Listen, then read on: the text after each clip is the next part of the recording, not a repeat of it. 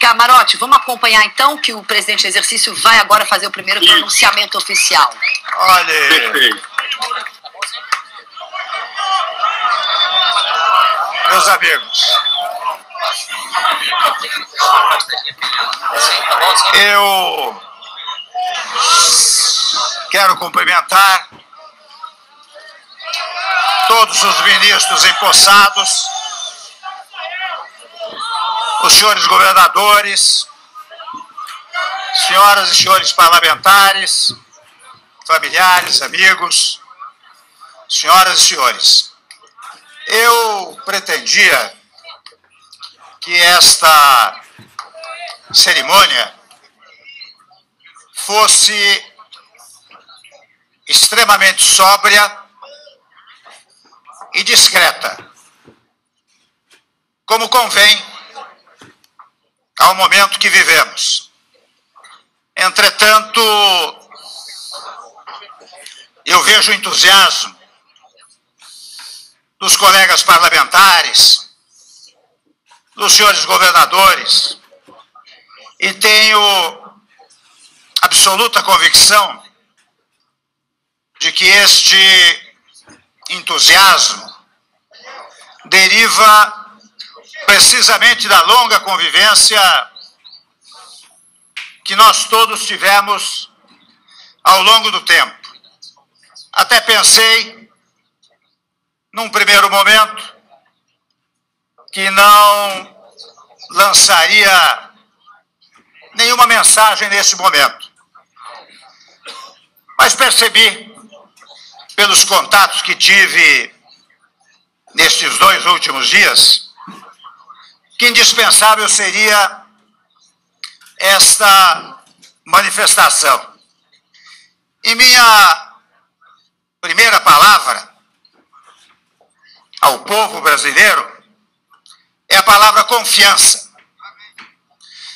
Confiança nos valores que formam o caráter de nossa gente, na vitalidade da nossa democracia.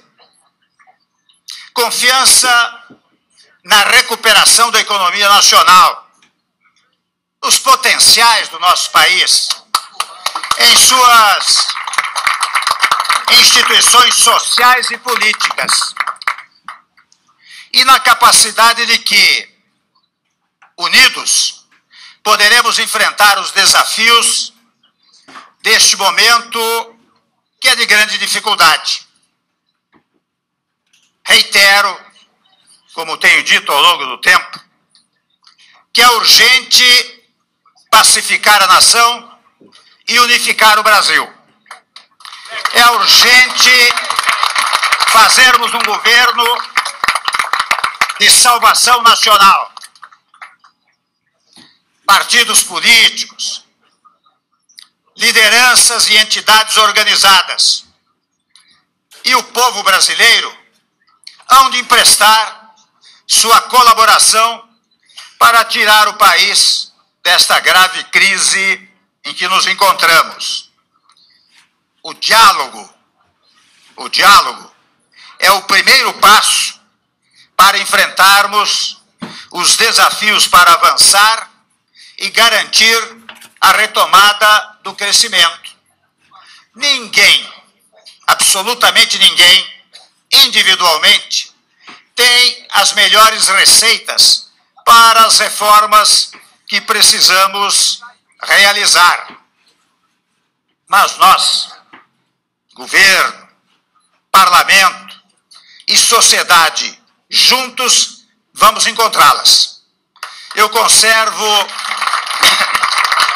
a absoluta convicção de que é preciso resgatar a credibilidade do Brasil no concerto interno e no concerto internacional. Fator necessário para que empresários dos setores industriais, de serviços, do agronegócio e os trabalhadores, enfim, de todas as áreas produtivas, se entusiasmem e retomem em segurança com seus investimentos. Teremos de incentivar de maneira significativa as parcerias público-privadas, na medida em que este instrumento poderá gerar emprego no país. Sabemos que o Estado não pode tudo fazer. Depende da atuação dos setores produtivos, empregadores de um lado e trabalhadores de outro. São estes dois polos que irão criar a nossa prosperidade. Ao Estado compete, vou dizer aqui o óbvio, compete cuidar da segurança, da saúde, da educação, ou seja, dos espaços e setores fundamentais que não podem sair da órbita pública. O restante terá que ser compartilhado com a iniciativa privada, aqui entendida como a conjugação de ação entre trabalhadores e empregadores. O emprego, sabemos todos, é um bem fundamental para os brasileiros. O cidadão, entretanto, só terá emprego se a indústria, o comércio e as atividades de serviço estiverem todas caminhando bem. De outro lado, um projeto que garanta a empregabilidade exige a aplicação e a consolidação de projetos sociais, por sabermos todos que o Brasil, lamentavelmente, ainda é um país pobre. Portanto, reafirmo, e o faço em letras garrafais, vamos manter os programas sociais, o Bolsa Família, o Pronatec, o FIES, o ProUni, o Minha Casa Minha Vida, entre outros, são projetos que deram certo e, portanto, terão sua gestão aprimorada. Aliás, aqui mais do que nunca, nós precisamos acabar com um hábito que existe no Brasil, em que, assumindo outrem no governo, você tem que destruir o que foi feito. Ao contrário, você tem que prestigiar aquilo que deu certo, completá-los, aprimorá-los e encetar outros programas que sejam úteis para o país. Eu expresso, portanto, nosso compromisso com essas reformas, não é? Mas eu quero fazer uma observação. É que nenhuma dessas reformas alterará os direitos adquiridos pelos cidadãos brasileiros. Quando menos fosse, sê-lo-ia pela minha formação democrática e pela minha formação jurídica. Quando me pedirem para fazer alguma coisa, eu farei como Dutra. O que é que diz o livrinho? O livrinho é a Constituição Federal. Nós temos de organizar as bases do futuro. Muitas matérias estão em tramitação no Congresso Nacional. Eu até não ia falar, viu? Mas como todo mundo está prestando atenção, eu vou dar toda uma programação aqui, né? As reformas fundamentais serão fruto de um desdobramento ao longo do tempo. Uma delas, eu tenho empenho e terei empenho nisso, porque creio nela, é a revisão do Pacto Federativo. Estados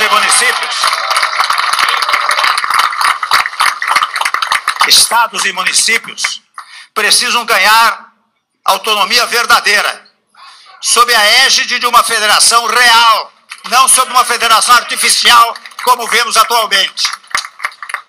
A força da União, nós temos que colocar isso na nossa cabeça, deriva da força dos estados e dos municípios. Há matérias, meus amigos, controvertidas, como a reforma trabalhista e a previdenciária. A modificação que queremos fazer tem como objetivo, e só se este objetivo for cumprido, é que elas serão levadas adiante, mas tem como objetivo o pagamento das aposentadorias e a geração de emprego. para garantir o pagamento, portanto. Tem como garantia a busca da sustentabilidade para assegurar o futuro. Esta agenda, difícil, complicada, não é fácil, ela será balizada, de um lado, pelo diálogo, e de outro, pela conjugação de esforços. Ou seja, quando editarmos uma norma referente a estas matérias, será pela compreensão da sociedade brasileira.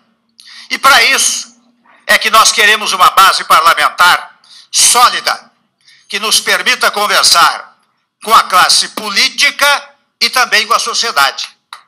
Executivo e legislativo precisam trabalhar em harmonia e de forma integrada, até porque no Congresso Nacional é que estão representadas todas as correntes de opinião da sociedade brasileira. Não é apenas no Executivo. Lá no Congresso Nacional estão todos os votos de todos os brasileiros. Portanto, nós temos que governar em conjunto. Água. Só física, né? O resto vai bem. Então, nós vamos precisar muito da governabilidade. E a governabilidade exige, além do que eu chamo de governança, que é o apoio da classe política do Congresso Nacional, precisa também de governabilidade, que é o apoio do povo. O povo precisa colaborar e aplaudir as medidas que venhamos a tomar. E, nesse sentido, a classe política, unida ao povo, conduzirá ao crescimento do país. Todos os nossos esforços estarão centrados na melhoria dos processos administrativos, o que demandará maior eficácia da governança pública. A moral pública será permanentemente buscada por meio dos instrumentos de controle e apuração de desvios. Nesse contexto, tomo a liberdade de dizer que a Lava Jato tornou-se referência e, como tal, deve ter prosseguimento e proteção contra qualquer tentativa de enfraquecê-la. O Brasil, meus amigos, vive hoje sua pior crise econômica. São 11 milhões de desempregados, inflação de 2 dígitos, déficit quase de 100 bilhões de reais, recessão e também grave a situação caótica da saúde pública no Brasil. Nosso maior desafio é estancar o processo de queda livre na atividade econômica, que tem levado ao aumento do desemprego e à perda do bem-estar da população. Para isso, é imprescindível reconstruirmos os fundamentos da economia brasileira e melhorarmos significativamente o ambiente de negócios para o setor privado, de forma que ele possa retomar sua vocação natural de investir, de produzir e gerar emprego e renda. De imediato, precisamos também restaurar o equilíbrio das contas públicas, trazendo a evolução do endividamento do setor público de volta ao patamar de sustentabilidade ao longo do tempo. Quanto mais cedo formos capazes de reequilibrar as contas públicas, mais rápido conseguiremos retomar o crescimento. A primeira medida na linha desta redução está, ainda que modestamente, aqui representada. Já eliminamos vários ministérios da máquina pública. E, ao mesmo tempo, nós não vamos parar por aí. Já estão encomendados. Bem que eu pedi uma pastilha. Já estão encomendados estudos para eliminar. Chega, é muito. Já estão encomendados estudos para eliminar cargos comissionados de funções gratificadas.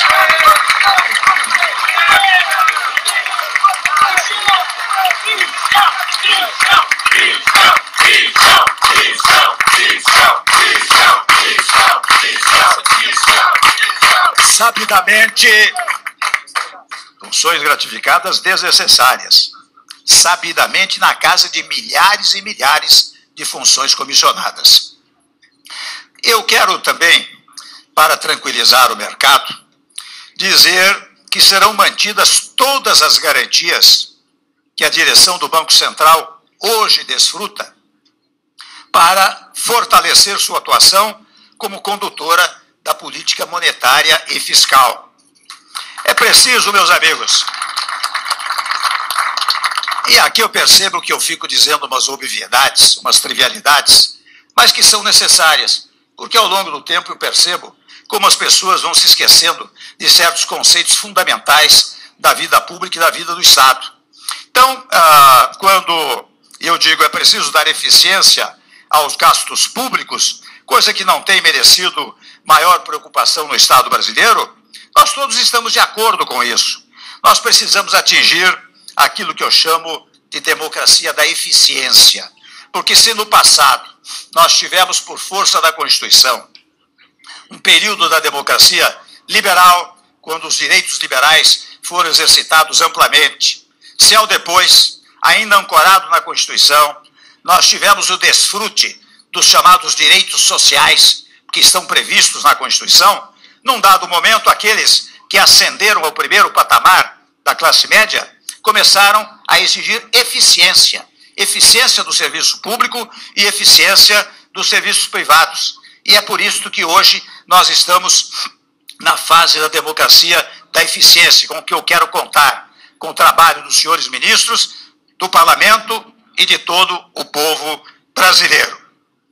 Eu quero também remover, pelo menos nós faremos um esforço extraordinário para isto, a incerteza introduzida pela inflação dos últimos anos. Inflação alta, vai mais uma trivialidade, atrapalha o crescimento, desorganiza a atividade produtiva e turva o horizonte de planejamento dos agentes econômicos.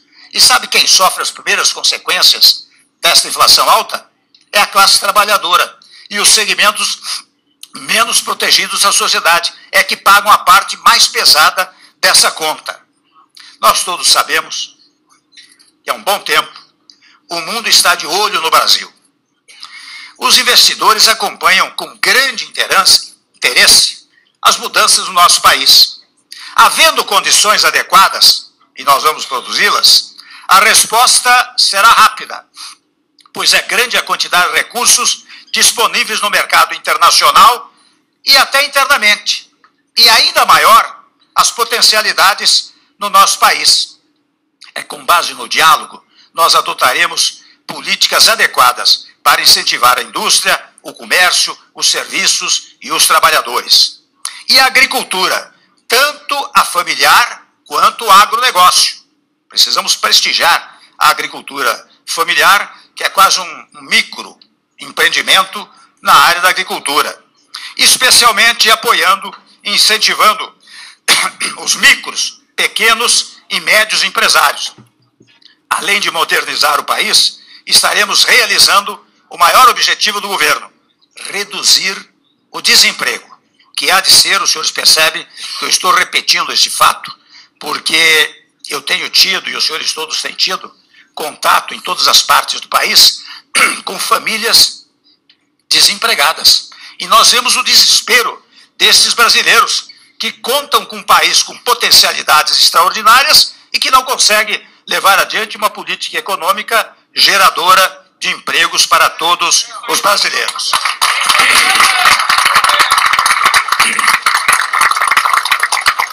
Quero falar um pouco sobre a atuação na linha interna e externa do Brasil. E esses princípios estão consagrados na Constituição de 88, senador Mauro Benevides, que nós ajudamos a redigir, não é? E eu indico, porque esses preceitos indicam um caminho natural para a definição das linhas da atuação interna e externa do Brasil.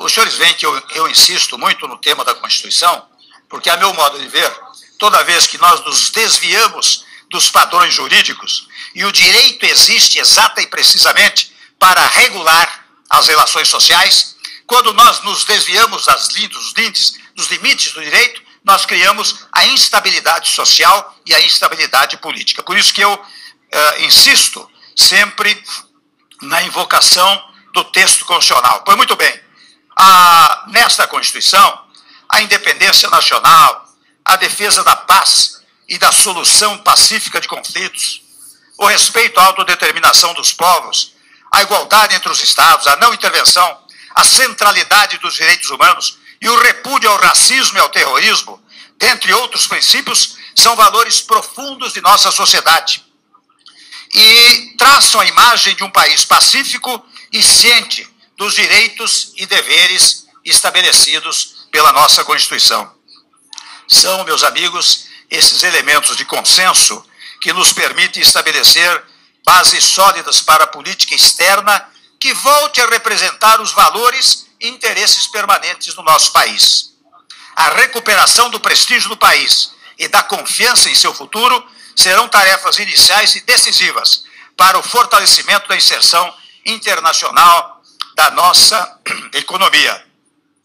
Agora, em agosto, o Brasil estará no centro do mundo com a realização das Olimpíadas no Rio de Janeiro.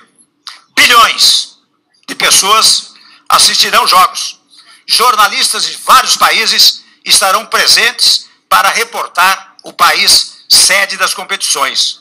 Muito além dos esportes, sabemos disso, as pautas se voltarão para as condições políticas e econômicas do país. Tão cedo, não voltaremos a ter oportunidade como esta, de atrair a atenção de tanta gente ao mesmo tempo em todos os cantos do mundo. Nesta tarde de quinta-feira, porém, e desde já pedindo desculpas pelo possível, para usar um refrão, né? Pelo possível alongado da exposição, eu quero reiterar que a minha intenção era realizar esta cerimônia, digamos assim, com a maior sobriedade possível.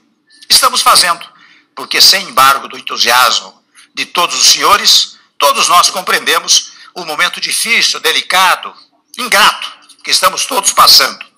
Por isso, nesta tarde de quinta-feira, não é momento para celebrações, mas para uma profunda reflexão. É o presente e o futuro que nos desafiam. E não podemos olhar para a frente com olhos de ontem. Olhamos com olhos do presente e olhos no futuro. Faço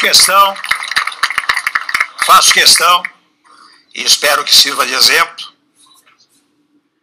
de declarar meu absoluto respeito institucional à senhora presidente Dilma Rousseff. Não discuto aqui as razões pelas quais foi afastada. Quero apenas sublinhar a importância do respeito às instituições e a observância à liturgia nas questões, no trato das questões institucionais. É uma coisa que nós temos que recuperar no nosso país. Uma certa cerimônia não pessoal, mas uma cerimônia institucional. Uma cerimônia em que as palavras não sejam propagadoras do mal-estar entre os brasileiros, mas ao contrário, que sejam propagadoras da pacificação, da paz, da harmonia, da solidariedade, da moderação, do equilíbrio entre todos os brasileiros. Tudo o que disse, meus amigos, faz parte de um ideário que ofereço ao país, não em busca da unanimidade, que é impossível, mas como início de diálogo com busca de entendimento. Farei muitos outros pronunciamentos. E meus ministros, também, meus ministros é exagerado, são ministros do governo. Né? O presidente não tem vice-presidente, não tem ministro. Quem tem ministro é o governo. Então, os ministros do governo, né, farão manifestações nesse sentido, sempre no exercício infatigável de encontrar soluções negociadas para os nossos problemas. Temos pouco tempo, mas se nos esforçarmos, é o suficiente para fazer as reformas que o Brasil precisa. E aí, meus amigos, eu quero dizer, mais uma vez, da importância desta harmonia entre os poderes, em primeiro lugar. Em segundo lugar, a determinação da própria Constituição, e eu a cumprirei, no sentido de que cada órgão do poder tem as suas tarefas. O Executivo executa, o Legislativo legisla, o Judiciário julga. Ninguém pode interferir em um ou outro poder por uma razão singela. A Constituição diz que os poderes são independentes e harmônicos entre si. Ora bem, nós não somos os donos do poder, nós somos exercentes do poder. O poder, está definido na Constituição, é do povo. Quando o povo cria o Estado, ele nos dá uma ordem. Olha aqui, vocês que vão ocupar os poderes, exerçam-no com harmonia, porque são órgãos exercentes de funções. Ora, quando há uma desarmonia, o que há é uma desobediência à soberania popular, portanto há uma inconstitucionalidade. E isso nós não queremos jamais permitir que se pratique. Dizia aos senhores que a partir de agora nós não podemos mais falar em crise. Trabalharemos. Aliás, há pouco tempo eu passava por um posto de gasolina na Castelo Branco e o sujeito botou uma placa lá. Não fale em crise. Trabalhe. Eu quero ver até se consigo espalhar essa frase em 10, 20 milhões de outdoors por todo o Brasil, porque isso cria também um clima de harmonia, de interesse, de otimismo, não é verdade? Então, não vamos falar em crise, vamos trabalhar. O nosso lema, que não é um lema de hoje, o nosso lema é ordem e progresso. A expressão da nossa bandeira não poderia ser mais atual, como se hoje tivesse sido redigida. Finalmente, meus amigos, fundado num critério de alta religiosidade, e vocês sabem que religião vem do latim religo, religare, portanto você, quando é religioso, você está fazendo uma religação, e o que nós queremos fazer agora com o Brasil é um ato religioso, é um ato de religação de toda a sociedade brasileira com os valores fundamentais do nosso país. Por isso que eu peço a Deus que abençoe a todos nós, a mim, a minha equipe, aos congressistas, aos membros do Poder Judiciário e ao povo brasileiro, para estarmos sempre à altura dos grandes desafios que temos pela frente. Meu muito obrigado e um bom Brasil para todos nós. Senhoras e senhores, está encerrada esta cerimônia.